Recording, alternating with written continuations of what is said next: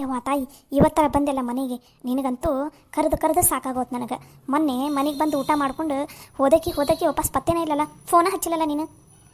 ಅಯ್ಯ ಹಾಗೇನಿಲ್ಲಲೇ, ಅದು ನೀನು ಫೋನ್ ಹಚ್ಬೇಕನ್ನ ನನ್ನ ಫೋನಾಗ ಚಾರ್ಜೇ ಇಲ್ಲದಂಗೆ ಆಗ್ಬಿಟ್ಟಿದ್ಲೆ. ಚಾರ್ಜ್ ಇಡೋದ ಮರ್ತ್ಬಿಟ್ಟಿನಿ. ಅದು ಅಲ್ದೆ ಅಮ್ಮನ ಜೊತೆ ಕಾಕ ಜೊತೆ ಎಲ್ಲ ಮಾತಾಡ್ಕೊತ ಕುಂತ್ಬಿಟ್ಟಿನಲ್ಲ, ಟೈಮ್ ಹೋಗೋದ ಗೊತ್ತಾಗಿಲ್ಲ. ಅದು ಅಲ್ದೆ ನಿನ್ನೆ ಬೆಳಿಗ್ಗೆ ಫೋನ್ ಹಚ್ಚಿ ಮಾತಾಡಿಲ್ಲನ್ಲೇ ನಾನು. ಏನು ಮಧ್ಯಾಹ್ನ ಮೇಲೆ ಅಷ್ಟೇ ಫೋನ್ ಹಚ್ಚಿಲ್ಲ. ಯವ್ವ ನಂಗಂತೂ ನೀನು ನೋಡ್ಲಾರ್ದ ಒಂಥರ ಅನ್ಸಕೊಂತಿದ್ದು ಗೊತ್ತನು. ಈಗ ದಿನ ಇಬ್ಬರು ಅಲ್ಲಿ ಜೊತೆಗೆ ಇರ್ತೀವಲ್ಲ, ನಿನ್ನ ಜೊತೆ ಒಂದು ತಾಸು ಮಾತಾಡಲಿಲ್ಲ ಅಂದರೂ ಸಮಾಧಾನನ ಆಗಂಗಿಲ್ಲ ಗೊತ್ತನು ನನಗೆ. ನನಗೂ ಹಂಗೆ ಅನಿಸ್ತೈತ್ಲೆ. ನನಗೇನು ನೀನು ಬಿಟ್ಟಿರಕ್ಕೆ ಮನ್ಸಾಕೈತೇನು ಇಲ್ಲ. ಆದ್ರೆ ತವ್ರ ಮನೆಗೆ ಬಂದೈತಲ್ಲ, ನೀನು ಇಲ್ಲಿ ಮನ್ಯಾಗ ಎಲ್ಲರ ಜೊತೆ ಮಾತಾಡ್ಕೊತ ಆರಾಮಾಗಿ ಕುತ್ಕೊಂಡಿರ್ತಿ ಬಿಡ ಅಂತ ನಾನು ಜಾಸ್ತಿ ಫೋನ್ ಹಚ್ಚಿಲ್ಲಾಗಿದ್ದೆ ಅಷ್ಟೇ. ಯವ್ವ ತಾಯಿ, ಈಗಾರ ಮನೆಗೆ ಬಂದಿಲ್ಲ ಅಷ್ಟೇ ಸಾಕು ಬಿಡು.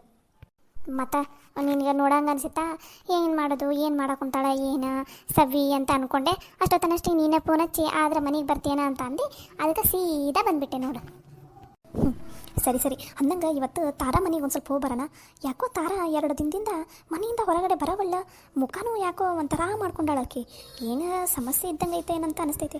ಅದಕ್ಕೆ ಇವತ್ತೊಂದು ಸ್ವಲ್ಪ ತಾರಾ ಮನೆಗೆ ಹೋಗಿ ಬರೋಣ. ಹ್ಞೂನ್ಲೇ, ನನಗೂ ಹಂಗೆ ಅನ್ನಿಸ್ತು ಮೊನ್ನೆ. ಯಾಕೋ ತಾರಾ ಒಂಥರ ಅದಾಳಲ್ಲ ಅಂತಂದು. ಸರಿ ತಗೋ, ಸಂಜೆ ಮುಂದೆ ಒಂದು ಸ್ವಲ್ಪ ಬಿಸಿಲು ತಗಲಿ, ಅವಾಗ ಹೋದ್ರಾಯ್ತು.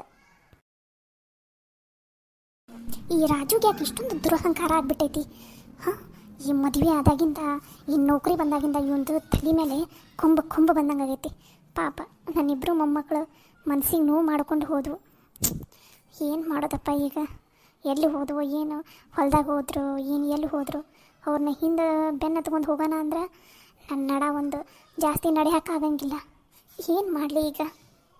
ಮನೆಯಾಗ ಅಳಿಯಂದ್ರೂ ಇಲ್ಲ, ಏನೋ ಕೆಲಸ ಐತಂತಂದು ಪ್ಯಾಟಿಗೆ ಹೋಗಾರ. ಈಗ ಅವ್ರಿಗೆ ಫೋನ್ ಹಚ್ಚಿ ಮಾತಾಡಿದೆ ಅಂದ್ರೆ ಮತ್ತೆ ಅವರು ಒಮ್ಮಿಗೆ ಚಿಂತೆ ಹಚ್ಕೊಂಡ್ಬಿಡ್ತಾರೆ ಮನಸ್ಸಿಗೆ. ಅಲ್ಲಿಂದನೇ ಮತ್ತೆ ಓಡಿ ಬಂದುಬಿಡ್ತಾರೆ. ಬೇಡ, ಯಾವುದೇ ಕೆಲಸ ಸಲುವಾಗಿ ಹೋಗಾರ, ಮತ್ತು ಸುಮ್ಮನೆ ಅವ್ರಿಗೆ ಫೋನ್ ಹಚ್ಚಿ ತೊಂದರೆ ಕೊಡೋದು ಬೇಡ. ಮತ್ತು ಏನು ಮಾಡಲಿ ಈಗ? ಈ ಹುಡುಗರು ಏನು ಸಿಟ್ಟನಾಗಿ ಏನು ಮಾಡ್ತಾವೋ ಏನೋ ಒಂದು ಗೊತ್ತಾಗಲ್ಲ. ಹಾಂ, ಸವಿತಾಗ ಫೋನ್ ಮಾಡಿ ಹೇಳಿಬಿಡ್ತೀನಿ. ಹೌದು, ಲಲಿತಾಗೆ ಫೋನ್ ಮಾಡ್ತೀನಿ. ಅವರಿಗೆ ಹೇಳ್ತೀನಿ ಅವ್ರ ಗಂಡಂದ್ರೆ ಎಲ್ಲದಾರಂತ ಹುಡುಗಲಿ, ಅವ್ರ ಜೊತೆ ಮಾತಾಡಲಿ. ಹೌದು, ಇವಾಗ ಅವ್ರಿಗೆ ಹೇಳೋದ ಸರಿ ಅಂತ ಅನಿಸುತ್ತೆ. ಫೋನ್ ಎಲ್ಲಿ ಇಟ್ಟಿನಲ್ಲ, ಕೋಣೆಗಿಟ್ಟಿನಲ್ಲ, ಮೊದಲು ಫೋನ್ ತೊಗೊಂಡ್ಬರ್ತೀನಿ.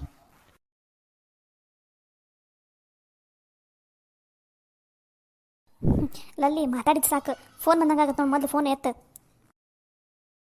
ಯಾರ್ದು ಫೋನು? ಚಂದ್ರು ಮಾವಾರ್ದನ? ಪರವಾಗಿಲ್ಲ, ಆ ಕಡೆ ಹೋಗಿ ಮಾತಾಡ, ನಡೀತೈತಿ. ನಿಂಗಂತ ಯಾವಾಗೂ ತಮಾಷೆನ. ಅಮ್ಮಾರು ಫೋನ್ ಮಾಡಕ್ಕೆ ಕುಂತಾರ. ಹೌದಾ? ಎತ್ತ ಲಗುನ. ಹಲೋ ಅಮ್ಮಾರ, ಆರಾಮದೀವಿ? ಹ್ಞೂನವ್ವ, ನಾನು ಆರಾಮಿರೋದು ಹಂಗಿರ್ಲಿ. ಅನ್ನಂಗೆ ನೀ ಎಲ್ಲದೀಯವ್ವ? ಒಂದು ಸ್ವಲ್ಪ ಲಘುನ ಅರ್ಜೆಂಟ್ ಸವಿತಾನೂ ಕರಿತ್ಯಾ? ನಿಮ್ಮಿಬ್ಬರ ಜೊತೆ ಒಂದು ಸ್ವಲ್ಪ ಮಾತಾಡೋದೈತಿ. ಸವಿತಾ ಯಾಕೋ ಆಗಲಿಂದ ಫೋನ ಎತ್ತವಳ್ಳು, ಅದಕ್ಕೆ ಮತ್ತೆ ನಿನಗೆ ಹಚ್ಚಿದೆ ನಾನು. ಅಮ್ಮರ, ನಾನು ಇಲ್ಲೇ ಅದೀನಿ ರೀ ಸವಿತಾ. ಅದು ನನ್ನ ಫೋನು ಟಿ ವಿ ಮುಂದೆ ಎಲ್ಲ ಇಟ್ಟದಂಗೆ ಆಗೀನಿ ರೀ. ಅದು ಲಲಿತಾ ಬಂದಲ್ಲ ಇಲ್ಲೇ ಮನೆಗೆ, ಹಾಗಾಗಿ ಇಬ್ಬರು ಹಂಗೆ ಮಾತಾಡ್ಕೊತ ನಿಂತಿದ್ವಿ ನೋಡ್ರಿ. ಯಾಕ್ರಿ ಮರ, ಏನಾಯ್ತು? ಯಾಕೋ ಗಾಬರಿ ಆಗಿತ್ತಂಗದೀರಿ? ಹ್ಞೂನವ್ವ, ಮನ್ಯಾಗ ಒಂದು ದೊಡ್ಡ ಅವಾಂತರನ ಆಗ್ಬಿಟ್ಟೈತಿ. ಹಾಗಾಗಿ ನನಗೆ ಧೈರ್ಯನ ಸಾಲ ನಾಡ್ದಂಗೆ ಆಗ್ಬಿಟ್ಟೈತಿ. ಅದಕ್ಕೆ ನಿಮ್ಮಿಬ್ಬರಿಗೆ ಫೋನ್ ಹಚ್ಚಿದೆ ನಾನು.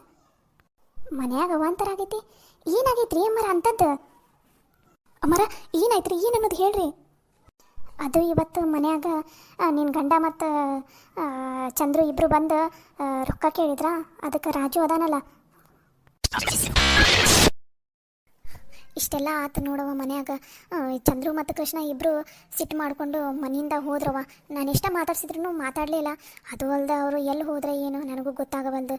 ಅದಕ್ಕೆ ನೀವಿಬ್ಬರು ಅವ್ರು ಎಲ್ಲದಾರಂತ ಒಂದು ಸ್ವಲ್ಪ ಹುಡುಕಿ ಅವ್ರಿಗೊಂದು ಸ್ವಲ್ಪ ಸಮಾಧಾನ ಮಾಡ್ತೀರವ. ಎಷ್ಟು ಸೊಕ್ಕತೆ ಆ ಕವಿತಾಗ ಮತ್ತು ರಾಜುಗ. ನಾನು ಎಷ್ಟು ಸಲ ಹೇಳೀನಿ ಇವರಿಗೆ, ಅವರಿಗೆ ರೊಕ್ಕ ಕೇಳಕ್ಕೆ ಹೋಗ್ಬೇಡ್ರಿ, ಅವರು ಕೊಡಂಗಿಲ್ಲ ಅಂತ ಎಷ್ಟು ಸಲ ಹೇಳಿದ್ರು ಇವರು ನನ್ನ ಮಾತ ಕೇಳಂಗಿಲ್ಲ. ಹೋಗಿ ಅವ್ರ ಹತ್ರ ರೊಕ್ಕ ಕೇಳಿ ಮರ್ಯಾದೆ ಕಳ್ಕೊತಾರೆ. ಏನು ಮಾಡೋದವ? ತಮ್ಮ ಅಂತಂದು ಏನೋ ಕೇಳಿದ್ರು, ಆದ್ರೆ ಏನೇನು ಅನಾಹುತ ಆತು ಗೊತ್ತ, ಎಂತೆಂಥ ಮಾತಾಡಿದ್ರು. ಯಪ್ಪ, ನನಗಂತೂ ಈಗಲೂ ನೆನೆಸ್ಕೊಂಡ್ರೆ ಈಗಲೂ ಒಂಥರ ಬೇಜಾರಾಗುತ್ತೆ. ಅದಕ್ಕೋಸ್ಕರ ದಯವಿಟ್ಟು ಹೋಗ್ರವ. ಆ ಚಂದ್ರು ಕೃಷ್ಣ ಎಲ್ಲಿ ಹೊಲ್ದಾಗ ಹೋಗಾರ ಏನು ನೋಡು. ಮೊದಲು ಆ ಬಜಾರ್ನಾಗ ಎಲ್ಲ ಕಡೆ ನೋಡ್ರಿ. ಬಜಾರ್ನಾಗ ನೋಡಿದ್ಮೇಲೆ ಸೀದಾ ಹೊಲ್ದಾಗ ಹೋಗ್ಬಿಡ್ರವ. ಮತ್ತು ಅವರು ಸಿಟ್ನಾಗ ಏನೋ ಒಂದು ನಿರ್ಧಾರ ತೊಗೊಳಕ್ಕಿಂತ ಮುಂಚೆ ನೀವು ಹೋಗಿ ಒಂದು ಸ್ವಲ್ಪ ಸಮಾಧಾನ ಮಾಡ್ರವ ಅವರಿಗೆ. ಹಾಂ, ಏನು ರೀ ಅಮ್ಮರ, ಇಷ್ಟೆಲ್ಲ ಆಗೈತಿ? ಮತ್ತು ಮಾವರೇನಂದ್ರೆ? ಅಯ್ಯೋ ಅಳಿಯಂದ್ರೆ ಮನೆ ಆಗಿಲ್ಲವ ಪ್ಯಾಟಿಗೆ ಹೋಗಾರ. ಅಳಿಯಂದ್ರೆ ಇದ್ದಿದ್ರೆ ಅವ್ರ ಏನಾದ್ರೆ ನಡಕ್ಕೆ ಮಾತಾಡಿ ಏನೋ ಒಂದು ಸಮಾಧಾನ ಮಾಡ್ತಿದ್ರು. ಅವರು ಇಲ್ಲ ಮನೆಯಾಗ, ಹಾಗಾಗಿ ಜಗಳ ದೊಡ್ಡದಾಗ್ಬಿಟ್ಟೈತವ. ಸರಿ ತಗೋರಿ ಅಮ್ಮರ, ನೀವೇನು ತಲೆ ಕೆಡ್ಸ್ಕೊಬೇಡ್ರಿ. ನಾವು ಹೋಗ್ತೀವಿ ತಗೋರಿ, ಈಗ ಸೀದಾ ಹೊಲ್ದಾಗ ಹೋಗ್ತೀವಿ.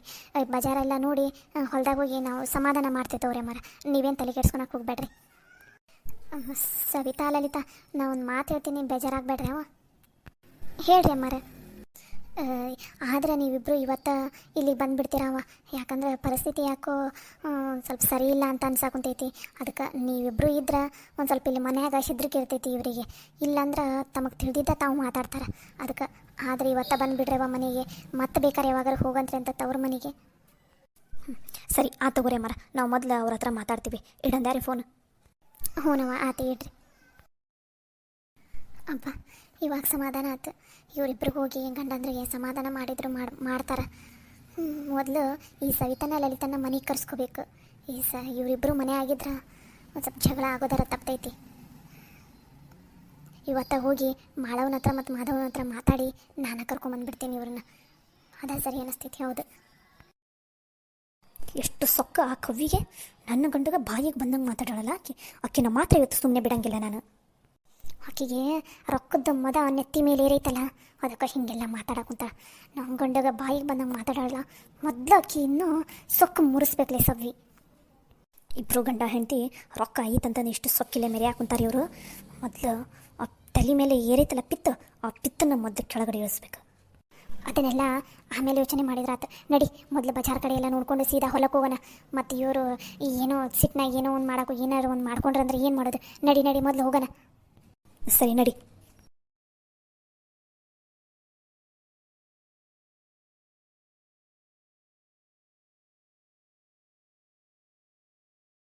ಸವಿ, ಇದೇನ್ರಿ ಇದು? ಇಲ್ಲೂ ಎಲ್ಲೂ ಕಾಣವಲ್ರಲ್ಲ. ಇಡೀ ಹೊಲ ಎಲ್ಲ ನೋಡ್ಕೊಂಬಂದ್ವಿ, ಎಲ್ಲೂ ಇಲ್ಲಾನೇ ಇಲ್ಲಲ್ಲ ಇವ್ರ ಅಣ್ತಂಬ್ರು. ನಾನು ಅದನ್ನೇ ಯೋಚನೆ ಮಾಡಕೊಂತೀನಿ, ಎಲ್ಲಿ ಹೋಗಿತ್ತಾರ? ಆ ಕಡೆ ಕೆಳಗಡೆ ಒಂದು ಹೊಲ ಐತಲ್ಲ, ಅಲ್ಲೊಂದು ನೋಡೋಣ ಬಾ ಲಾಸ್ಟಿಗೆ. ಅಲ್ಲೇನಾರ ಸಿಗಲಿಲ್ಲ ಅಂದ್ರೆ ಮತ್ತು ಬೇರೆ ಯಾರಿಗಾದ್ರೂ ಕೇಳಿದ್ರಾತು. ನಡಿ. ಸರಿ, ದೇವ್ರ ದಯೆಯಿಂದ ಅಲ್ಲೇ ಇದ್ರಷ್ಟ ಸಾಕು. ನಡಿ ನೋಡೋಣ. ಅಣ್ಣ, ಮುಂಚೆಯಿಂದನೂ ಅತ್ತಿಗೆಮ್ಮ ಮತ್ತು ಸವಿತಾ ಹೇಳ್ತಾನೆ ಇದ್ರು, ರಾಜು ಬದಲಾಗನ, ಅವನು ರೊಕ್ಕ ಕೊಡಲ್ಲ ಅಂತ. ಎಷ್ಟು ಚಂದ ಹೇಳಿದ್ರು ನಮ್ಗೆ, ಗಿಳಿ ಹೇಳ್ದಂಗೆ ಹೇಳಿದರು. ನಾವು ಅವ್ರ ಮಾತನ್ನು ಕಡೆಗಣಿಸಿ ಇವನನ್ನು ನಂಬಿದ್ವಿ. ನಂಬಿದ್ದಕ್ಕೆ ನೋಡಿದಿಲ್ಲ, ಕೊನೆಗೆ ನಮ್ಮ ಕೈಗೆ ಚಂಬ ಕೊಟ್ಬಿಟ್ಟ. ನಿಜ ಅಲ್ಲಿ ಕೃಷ್ಣ, ನಿಜ. ಇವರಿಬ್ಬರು ಹೇಳಿದ್ರು ಇವ್ರ ಮಾತನ್ನು ನಾವು ನಂಬಲಿಲ್ಲ. ಅಲ್ಲ, ನಾವು ಇಷ್ಟು ವರ್ಷದಿಂದ ಈ ಮನೆಯಾಗಿದ್ರು ಇವನು ಎಂತೋ ನನ್ನದು ನಮ್ಗೆ ಗೊತ್ತಾಗಲಿಲ್ಲ. ಆದರೆ ನಿನ್ನೆ ಮೊನ್ನೆ ಬಂದಿರೋ ನಮ್ಮ ಹೆಂಡತಿಯರಿಗೆ ಇವನು ಏನು ಅನ್ನೋದು, ಇವನು ಮುಖವಾಡ ಏನು ಅನ್ನೋದು ನಮ್ಗಿಂತ ಚಂದನ ತಂಗಿ ಇವರು ಅರ್ಥ ಮಾಡ್ಕೊಂಡಾರ. ಅವನು ರೊಕ್ಕ ಕೊಡಲ್ಲ ಅಣ್ಣ, ನನ್ನ ಕೈಯಲ್ಲಿ ಇವಾಗ ರೊಕ್ಕ ಕೊಡೋದಕ್ಕಾಗೋದಿಲ್ಲ ಅಣ್ಣ, ನಂದು ಕಷ್ಟ ಆಯ್ತಣ್ಣ, ಇವಾಗ ತಾನೇ ಜಾಬ್ ಸೇರ್ಕೊಂಡಿದ್ದೀನಿ, ನೀನೇ ಏನಾದರೂ ಅಡ್ಜಸ್ಟ್ ಮಾಡ್ಕೊಂಡ ಪ್ಲೀಸ್ ಅಂತ ಕೇಳಿದ್ರು. ಆ ಥರ ಹೇಳಿದ್ರು ನನಗೆ ಇಷ್ಟೊಂದು ಸಿಟ್ಟು ಬರ್ತಿಲ್ಲಾಗಿತ್ತು. ಆದರೂ ಅವನು ಮಾತಾಡಿರೋ ಮಾತಿಗೆ ಮೈ ಎಲ್ಲ ಉರಿಯಾಕೊಂತೈತಿ ನನಗೆ. ಹಂಗಣ್ಣ, ಯಾರಿಗೂ ಸಿಗ್ಲಾರ್ದು ಇವನಿಗೆ ಶ್ರೀಮಂತ ಹೆಂಡತಿ ದೊಡ್ಡ ಗೋರ್ಮೆಂಟ್ ನೌಕರಿ ಸಿಕ್ಕೈತಲ್ಲ, ಅದಕ್ಕೆ ಈ ಸೊಕ್ಕ ಅವನಿಗೆ. ಅವನ ಸೊಕ್ಕನ್ನ ಮುರಿಸ್ಬೇಕು ನಾವು, ಇಲ್ಲಾಂದ್ರೆ ನನಗಂತೂ ಸಮಾಧಾನನೇ ಇಲ್ಲ. ಮಾವರ ರೀ, ಇಲ್ಲದಿರನ ನೀವು?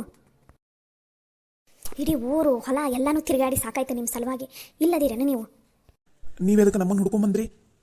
ಅದು ಅಮ್ಮರು ಫೋನ್ ಮಾಡಿದ್ರು, ಮನ್ಯಾಗ ಏನೇನಾಗೈತಿ ಏನು ಅನ್ನೋದು ಹೇಳಿದ್ರು. ಅದಕ್ಕೆ ಸಿಟ್ನಾಗ ಹೋದ್ರು ನೋಡವ್ವ ನಿಮ್ಮ ಗಂಡ, ನೋಡಿ ಹೋಗ್ರಿ ಅವ್ರನ್ನ ಅಂತಂದ್ರೆ. ಹಾಗಾಗಿ ನಿಮ್ಮನ್ನು ಹುಡ್ಕೊಂತ ಬಂದ್ವಿ ನಾವು. ಮತ್ತು ಸಿಟ್ನಾಗ ಏನಾರು ಮಾಡ್ಕೊಂಡಿರ ಏನಂತಂದು. ಛೇ ಇಲ್ಲ ಅತ್ತಿಯಮ್ಮ, ನಾವಿದಕ್ಕೆ ಆ ಥರ ಮಾಡ್ಕೋಬೇಕು. ಆ ಶೀಡಿ ನನ್ನ ಮಗನ ಅಂದಿದ್ದಕ್ಕೋಸ್ಕರ ನಾವ್ಯಾಕೆ ಏನಾರು ಮಾಡ್ಕೊಳಣ? ಇಲ್ಲ, ಹಾಗೇನಿಲ್ಲ. ಮಾವರ ರೀ, ನಾವು ಮುಂಚೆನೇ ಹೇಳಿದ್ವಿಲ್ಲ, ಅವ್ನು ಹೆಂಗದಾನ, ಅವನು ಕೊಡೋದಕ್ಕೆ ಒಪ್ಕೊಂಡ್ರು ಅವ್ನ ಹೆಂಡತಿ ಯಾವುದೇ ಕಾರಣಕ್ಕೂ ₹1 ಕೊಡ್ಸಂಗಿಲ್ಲ ಅಂತಂದು. ನಾನು ಎಷ್ಟು ಹೇಳಿದ್ರು ನೀವು ನಮ್ಮ ಮಾತು ಕೇಳಿಲ್ಲ. ಇವಾಗ ನೋಡ್ರಿ, ಸುಮ್ಮನೆ ಅವ್ರ ಕೈಯಲ್ಲಿಂಥ ಮಾತೆಲ್ಲ ಅನ್ಸ್ಕೊಳಂಗಾಯ್ತು.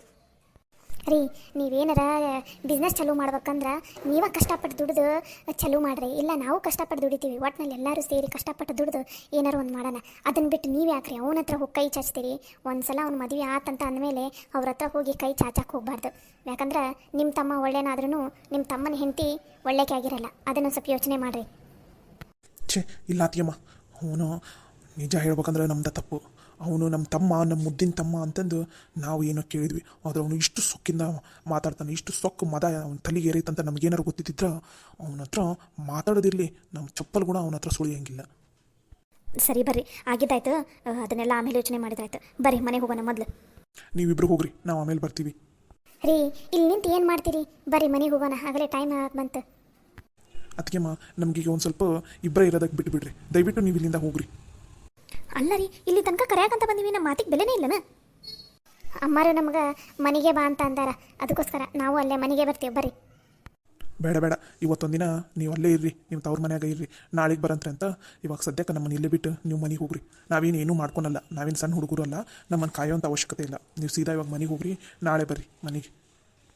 ಅಲ್ಲ ರೀ, ನಿಮ್ಮನ್ನು ಇಲ್ಲೇ ಬಿಟ್ಟು ಸವಿತಾವ, ನಾವೇನು ಮಾಡ್ಕೊಳಲ್ಲ, ನಮಗೆ ಸ್ವಲ್ಪ ಇಬ್ಬರೇ ಇರ್ಬೇಕಂತ ಅನ್ಸಕೊಂತೈತಿ. ದಯವಿಟ್ಟು ನೀವು ಹೋಗ್ರಿ, ಇವತ್ತೊಂದಿನ ಆರಾಮಾಗಿ ಮನ್ಯಾಗ ರೆಸ್ಟ್ ಮಾಡಿರಿ. ನಾಳೆ ಬರಂತ್ರೆ ಅಂತ ಬೇಕಾರೆ ಅಲ್ಲಿಗೆ ನಮ್ಮ ಮನೆಗೆ. ಹ್ಞೂ ಸರಿ ಆಯ್ತು ರೀ ಮಾವರ.